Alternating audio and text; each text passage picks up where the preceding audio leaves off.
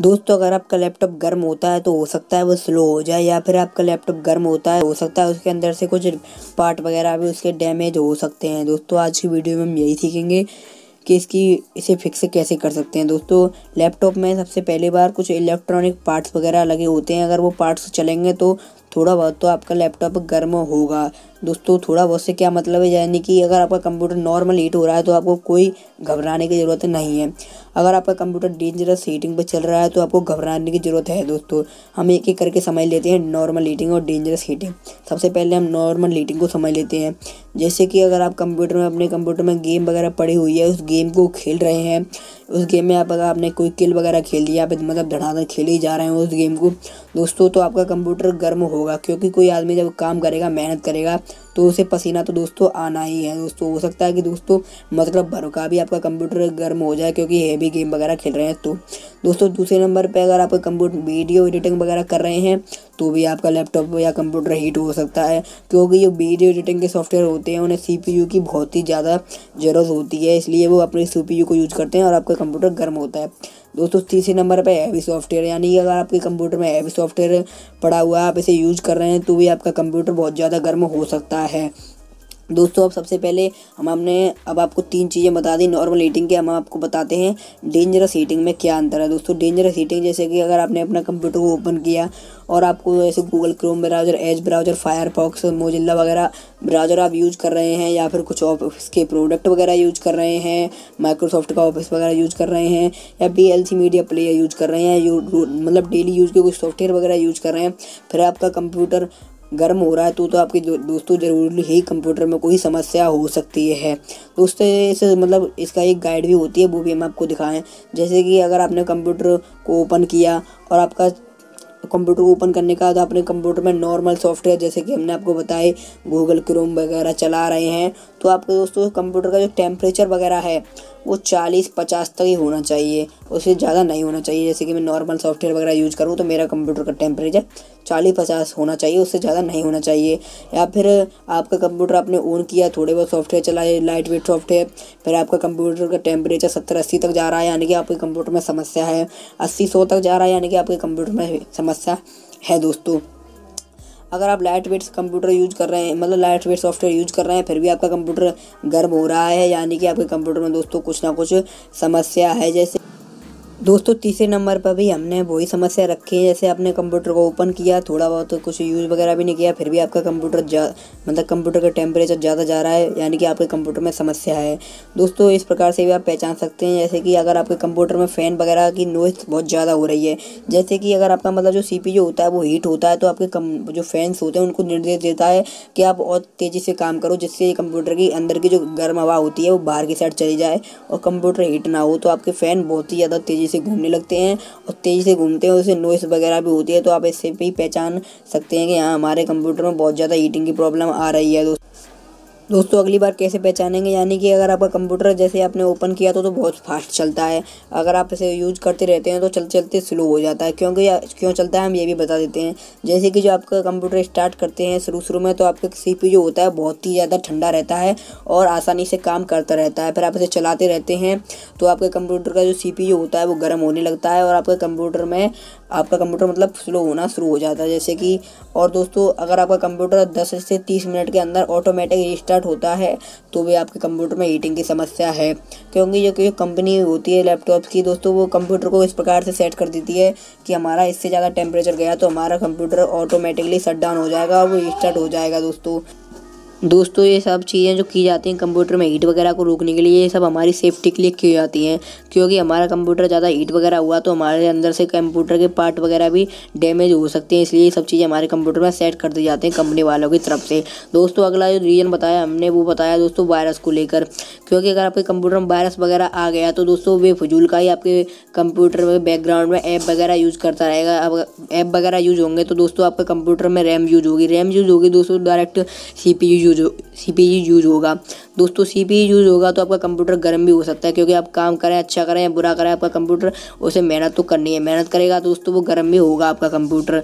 दोस्तों इसे आप हटाएंगे कैसे, आपके कंप्यूटर में वायरस आ गया है तो आप चाहें तो मतलब 1 मंथ का एंटीवायरस का ट्रायल वर्जन में आपको देखने के लिए मिल जाएगा किसी भी एंटीवायरस का आप 1 महीने का ट्रायल वर्जन भी यूज कर सकते हैं, जिससे आप अपने कंप्यूटर को पूरा स्कैन कर लेंगे, आपको मालूम पड़ जाएगा आपके कंप्यूटर में वायरस है या नहीं है। जैसे कि आप क्विक हील का भी 1 महीने का ट्रायल ले सकते हैं, क्योंकि वो आपको 1 महीने का ट्रायल देते हैं, जिससे आप अपने कंप्यूटर को आसानी से स्कैन वगैरह कर पाएंगे और आप पहचान पाएंगे हमारे कंप्यूटर में वायरस है कि नहीं। दोस्तों, इस वायरस को उठाने के लिए दूसरा सबसे बढ़िया तरीका है वो आपको रीइंस्टॉल विंडो, यानी कि अपनी विंडो को हटा दो कंप्यूटर से, नई विंडो डाल लो या फिर उसी विंडो को फॉर्मेट कर दो, ये वगैरह कर सकते हैं। अगर आपको विंडो 11 इंस्टॉल करनी है, कोई भी विंडो इंस्टॉल करनी है, तो उसके ऊपर हम वीडियो बना देंगे, आप हमें कमेंट कर दीजिएगा दोस्तों। इस प्रकार से आप मतलब एंटीवायरस को उठाने के लिए कर सकते हैं। दोस्तों, दूसरा तरीका जो हमने बताया है वो है विंडो करप्ट का। जैसे कि अगर आपकी विंडो करप्ट हो गई है तो पूरे वो कंप्यूटर को बिखेर के डाल देती है। अगर आपका कहीं CPU यूज होता है, कहीं रैम यूज होती है, कहीं हार्ड डिस्क यूज होती है, लेकिन वहाँ पर ज़रूरत नहीं है, फिर भी आपका CPU यूज होता रहता है आपकी विंडो करप्ट होने के बाद, और आपके कंप्यूटर फास्ट मतलब स्लो हो जाता है, हीट भी होने लगता है। दोस्तों, इसके लिए भी आप विंडो को रीइंस्टॉल कर सकते हैं। दोस्तों, अगला वो है प्रोसेस, वो है कूलिंग इशू का, यानी कि आपका कंप्यूटर सही से कूल नहीं हो पाता। दोस्तों, इसमें प्रॉब्लम क्या क्या हो सकती है इसे कूल से रोकने के लिए? दोस्तों, आपका हो सकता है कि आपके जो आपका कंप्यूटर है, मतलब आपका लैपटॉप है, उसके फ़ैन जो होता है उसे कूल करने के लिए लगा होता है, उसके हो सकता है उसमें कचरा वगैरह जमा हो गया, तो आपका कंप्यूटर मतलब आपका लैपटॉप अच्छी तरह से कूल नहीं हो पाएगा। या फिर हो सकता है लैपटॉप में आपके में कचरा जमा हो गया हो, तो जो भी कचरा वगैरह जमा हो गया तो आपको उसे साफ़ कर देना है। अपने लैपटॉप को खोल के आप साफ़ कर सकते हैं। दोस्तों, आप फ़ैन को साफ़ करने के लिए आपको बहुत ही ज़्यादा सावधानी रख रही है। आपको कोई उल्टा सीधा ब्रश वगैरह यूज नहीं करना है। हम एक बार आपको एक इमेज भी आपको दिखा देते हैं, जिससे आपको अनुमान लग जाए। जैसे कि आप रुई वगैरह बांध सकते हैं किसी सुई हुई में, उससे आप कंप्यूटर मतलब अपने फ़ैन को साफ़ कर सकते हैं। या फिर मोटे ताज़े ब्रश से आपको अपने फ़ैन को साफ़ नहीं करना। जैसे कि कुछ लोग कहते हैं पेंट वाला जो ब्रश होता है, जैसे दीवारों पर पेंट करते हैं, उससे आपको साफ़ नहीं करना, नहीं तो ये कंपोनेंट वगैरह लगे हुए हैं छोटे छोटे, वो डैमेज वगैरह भी हो सकते हैं। आप चाहें तो वैक्यूम क्लीनर आपके पास हो तो उसका भी इस्तेमाल कर सकते हैं, नहीं है तो रुई वगैरह से इस प्रकार से सुई से बांध कर सकते हैं। या फिर कोई सॉफ्ट ब्रश हो आपके पास पेंट वगैरह करने का, जिससे आप कला वाला पेंट करते हो, वो उस ब्रश का आप इस्तेमाल कर सकते हैं। या फिर वैक्यूम क्लीनर का भी इस्तेमाल कर सकते हैं। वैक्यूम क्लीनर को इस्तेमाल करते समय आपको फ़ैन को पकड़ के रखना है, क्योंकि वो फ़ैन वो मतलब हवा से खींचेगा कचरा वगैरह, तो फ़ैन घूमने लग जाएगा। इसलिए आप फ़ैन वगैरह को पकड़ के भी इसका मतलब वैक्यूम क्लीनर का इस्तेमाल कर सकते हैं। यानी कि कुल मिलाकर आपको कंप्यूटर को साफ़ करना है। जैसे कि आपका फ़ैन डस्ट से भरा होगा तो कुछ इस प्रकार से आपका फ़ैन होगा। इसलिए देखिए कितना गंदा फ़ैन है, आपको उसे चमका के इतना चमकाना है, कुछ इस प्रकार से आपको उसे साफ़ कर देना है। दोस्तों, अगली जो बात है वो हो सकती है अगर आपके फ़ैन का करप्ट हो गया या फिर उसे डैमेज हो गया फ़ैन, तो आपको फ़ैन को रिप्लेस कर देना है। रिप्लेस कैसे करेंगे?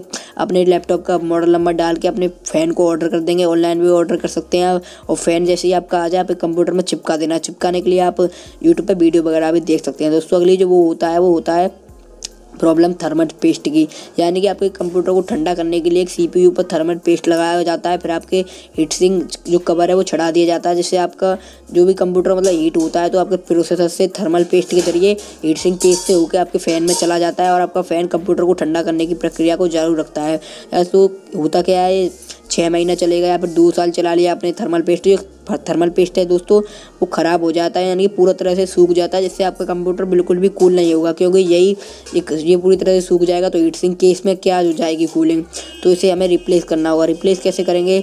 आप चाहें तो कुछ इसे ऑनलाइन वगैरह भी ऑर्डर कर सकते हैं, जैसे हमने फ़ैन को ऑर्डर किया था। अब आपने थर्मल पेस्ट मंगा लिया, अब इसे रिप्लेस करना होगा। रिप्लेस कैसे करेंगे? अपना जो पुराना थर्मल पेस्ट लगा हुआ है उसको किसी बढ़िया वाले टिश्यू पेपर से अच्छी तरह से पोंछ देना है। पोंछ देने के बाद ये एक थर्मल पेस्ट आता है ISO अल्कोहल करके, इसे मंगा लेंगे आप, उसे डाल लेंगे मतलब अपने CPU के ऊपर, और अपने लैपटॉप वगैरह को बंद कर देंगे। आपके लैपटॉप की हीटिंग समस्या सॉल्व हो जाएगी। अगर ये थर्मल पेस्ट की प्रॉब्लम हुई तो ज़्यादातर लैपटॉप में थर्मल पेस्ट की ही प्रॉब्लम होती है। अगर आपको थर्मल पेस्ट वगैरह नहीं लगाना आता तो यूट्यूब पर आपको बहुत सारी वीडियो देखने के लिए मिल जाएगी, हम वहाँ से भी सीख सकते हैं। दोस्तों, अगली जो प्रॉब्लम आती है लैपटॉप हीटिंग की, वो आती है आपकी लैपटॉप की पोजीशन की वजह से। जी हाँ दोस्तों, पोजीशन की वजह से। जैसे कि मेरे लैपटॉप में देखिए आप पीछे की साइड को छेद वगैरह हैं, यानी कि मेरा लैपटॉप जो है छेद वगैरह हैं, इनसे हवा लेता है या फिर छोड़ता है।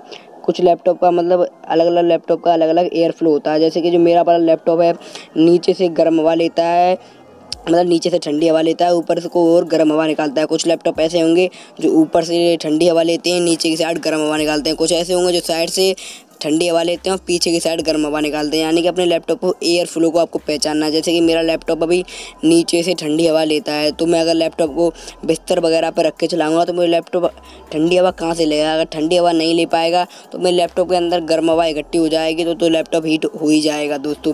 इसलिए आपको अपने लैपटॉप के एयर फ्लो के हिसाब से अपने लैपटॉप को रखना है। इससे आप कैसे बच सकते हैं, मतलब लैपटॉप की पोजीशन कैसे सेट कर सकते हैं, वो आपको अपने हिसाब से करनी होगी। या फिर ऐसे कुछ टेबल वगैरह पे रख सकते हैं, क्योंकि लैपटॉप के नीचे स्टैंड से लगे होते हैं, उन पे आसानी से टिक जाएगा और आसानी से हवा वगैरह भी ले पाएगा। इसलिए आपको लैपटॉप को सही पोजीशन पर रखना है दोस्तों। अगली जो प्रॉब्लम आती है हीटिंग की, वो आती है एक्सटर्नस मतलब एक्सट्रीम लोड पर। यानी कि अगर आपने लेटेस्ट हैवी सॉफ्टवेयर डाल रखे हैं अपने पुराने वाले कंप्यूटर पर, जैसे कि आज से 10 साल पुराना कंप्यूटर है, उस पर मैं आज के सॉफ्टवेयर चलाऊंगा तो कैसे चल जाएंगे बेचारे, मतलब वो बेचारा चला ही नहीं पाएगा। इसकी वजह से भी हमारा लैपटॉप बहुत ही ज़्यादा गर्म हो सकता है, क्योंकि हमारा लैपटॉप बहुत पुराना है और हम सॉफ्टवेयर चला रहे हैं नए वाले।